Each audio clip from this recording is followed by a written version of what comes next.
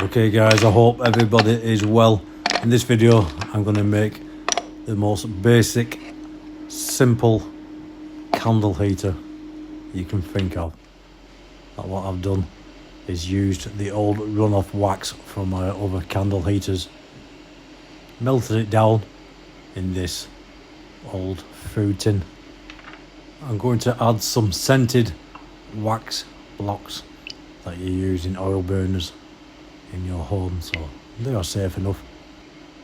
They will melt into the hot recycled wax, and then for the wick, an old piece of twine. It's not going to stand up in the middle until this wax is solidified a bit more, so I will leave it a while and then put this piece of twine in place. So I've left this half an hour.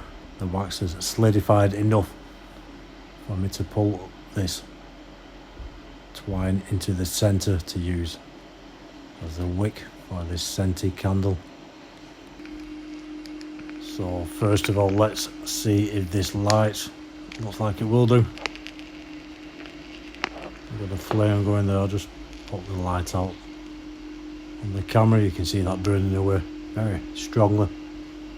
Okay, so now it's time to take this candle I've made from recycled wax and a recycled food tin to the very basic heater, which does have a bit of physics behind it.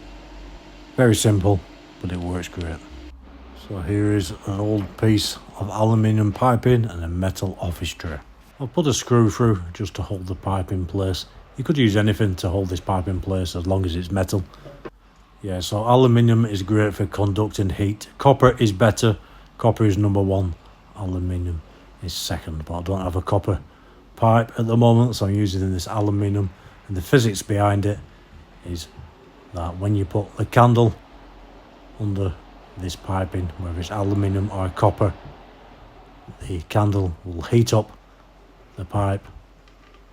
The heat will rise through the top and it will draw in the cold air from the bottom, and so you have a continuous convection going on, and the heat really is coming out from the top of this pipe. It's blowing out.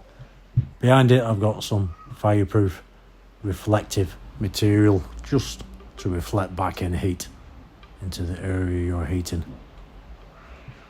The top of this pipe really is blowing out some hot air.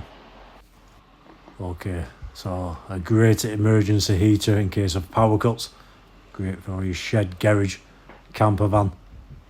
But it isn't an emergency heater, and if you do make anything like this, make sure you do have a carbon monoxide detector and a fire extinguisher at hand. And make sure you do have some ventilation. But that really is pumping out some heat from one candle. A great way to save a little money on your utility bills, or to get you out of a problem if you do have a power cut, and all made by recycled materials. Thanks for watching guys. Please do like, share, subscribe.